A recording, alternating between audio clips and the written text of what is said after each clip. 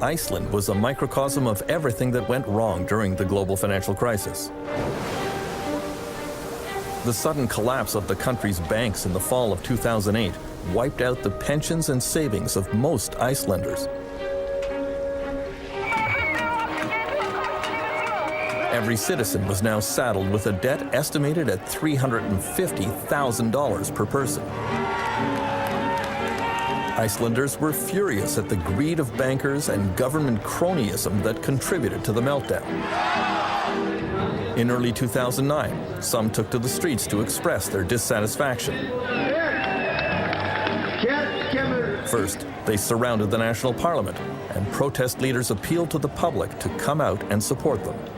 I sort of wasn't very optimistic that we would be able to mobilize the people.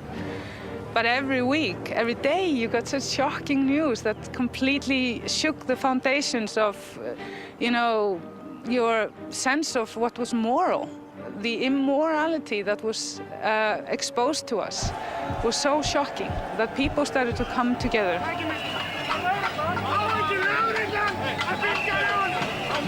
The Reykjavik police moved into position to protect the parliament.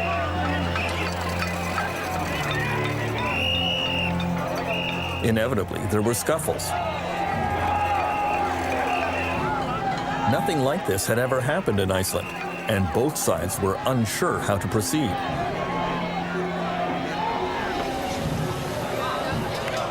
On January 21st, the anger focused on Icelandic Prime Minister Geir Haarde. His car was surrounded and pelted with eggs and garbage. He was shaken by the incident, especially because it came shortly after a difficult visit to his doctor.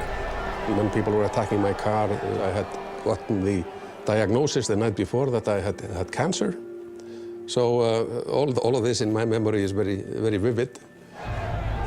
I can understand why people were angry, particularly those who had lost money, who had lost their jobs. There was a crisis that nobody had really expected, of enormous proportions. Icelandic poet and singer Hordur Torfason was the main protest leader. I said to the people, we are all angry, but use your anger as a positive force. Don't destroy, don't use violence, don't attack people, don't go to the homes of the politicians, because that's private. We can never use anger to destroy.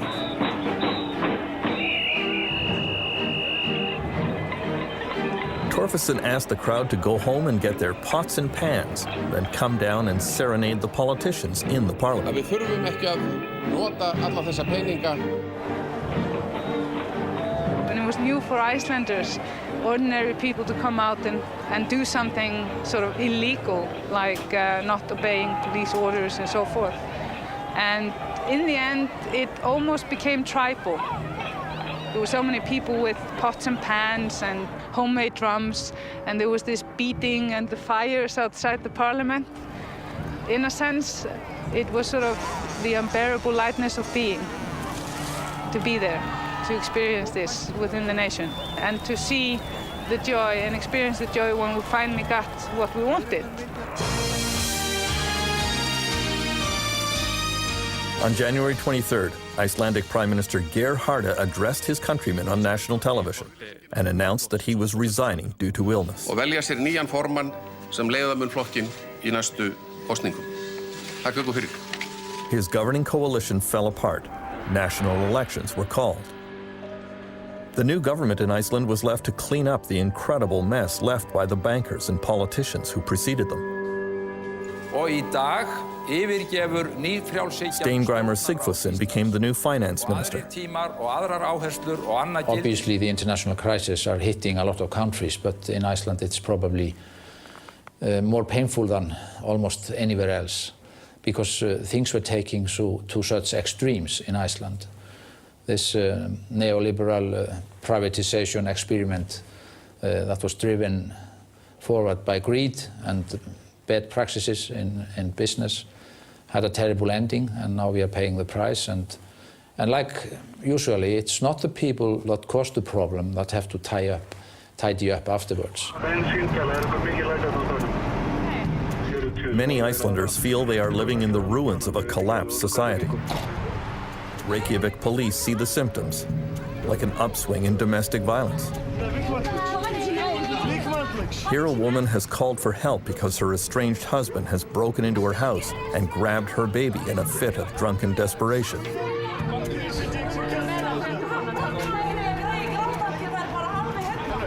The police calmly talk the unemployed man into giving up without a fight.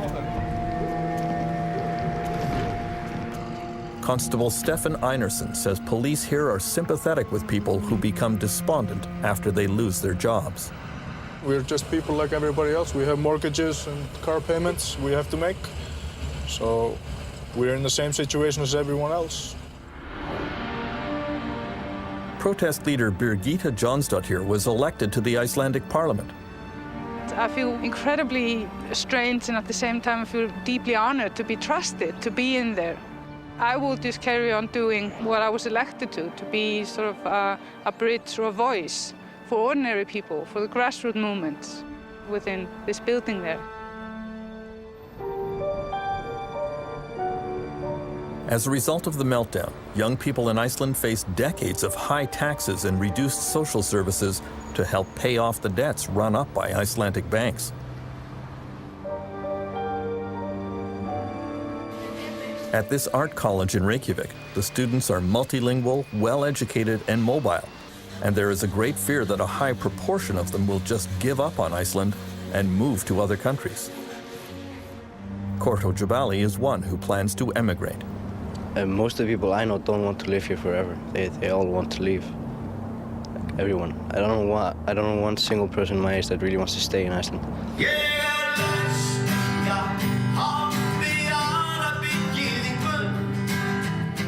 Icelandic protest leader Hordur Torfason has resumed his career as a performer.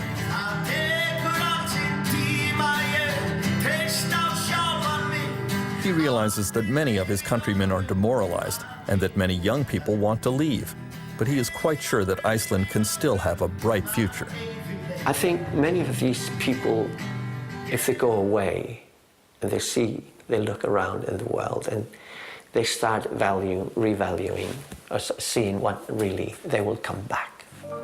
I travel the world, I've seen so many things that I think this society is a very good one, and we have the opportunity to build it up.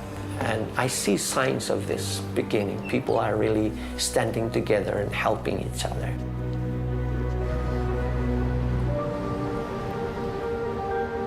In confronting the problems of a failed economy, Iceland at least has the advantage of a strong social safety net.